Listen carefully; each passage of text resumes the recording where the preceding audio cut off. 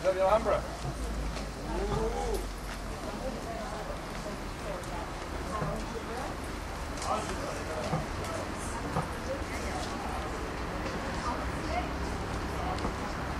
One more time, I would like to introduce myself. My name is Patricia, Patty if you like, and I will be your local guide today. The tour will last about 2.5 hours. Please try not to get lost. But if someone gets lost, just follow the sign Salida. In 1238, the Sultan al-Ahmar, who was the founder of the Nasrid dynasty who built the Alhambra, became an agreement with Ferdinand III, a Christian king, to create a Nasrid kingdom in the south of the Iberian Peninsula. This was the last Arabic kingdom until in 1492 the Catholic monarchs Isabel and Ferdinand reconquered Granada, and the last Sultan of Granada, Boabdil, was expelled out of the Iberian Peninsula. The occupation of Granada by the Catholic monarchs marked the beginning of a new age and a new future for Spain.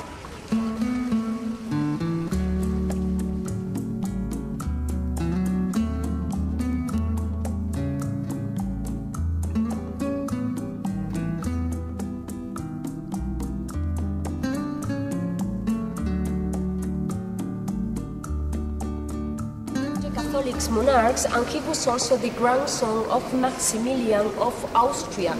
That's why he was Charles I, King of Spain, and he was also Charles V, Emperor of Germany. He was the Holy Roman Emperor. Visited Granada in 1526 during his honeymoon with Isabel from Portugal, and they decided to build their palace here as an official residence, as a royal residence. The palace was built in Renaissance style by the Spanish architect Pedro Machuca, who was studied in Italy with Michelangelo and Raphael, and the palace was finished by son Luis Machuca when Pedro died in 1550. Anyway, this palace was never finished. This was never occupied by Charles V because this palace was paid with the money of the Moorish who wanted to live in Granada after the conquest, keeping their own religion. So to keep like that, they had to pay taxes to the government. When the Moorish were completely expelled out of the Iberian Peninsula in 1568, the Christians didn't have enough money to finish the palace. And the international festivals of music and dance of Granada are celebrated here in this palace every year during the last week of June and the first week of July. The concerts are here because of the acoustic of the palace. If you clap your hands, it sounds like echoes, so try to imagine hearing a concert in this palace. Pavarotti, carreras, Plaza Domingo, flamenco shows, classical music. It's just one excuse to come back to Granada, right? Next time for the festivals.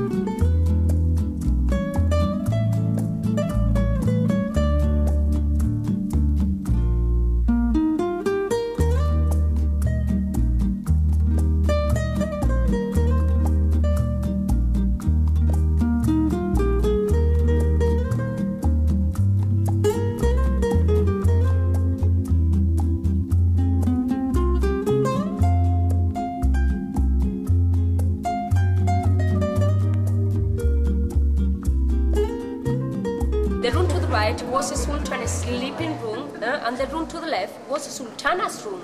The Sultana could be for us like a queen. The Sultan could have so many concubines as he could afford, as he could pay, but he could only get married 4 times. He could have just 4 official women, and they were exactly the same until one of them had a boy. The woman who had the first boy, the one who was going to be the next Sultan, was the Sultana, the queen, and that's why she had a room for herself. And that's why also the rest of the concubines were so jealous of the Sultana, because she has some of the privileges.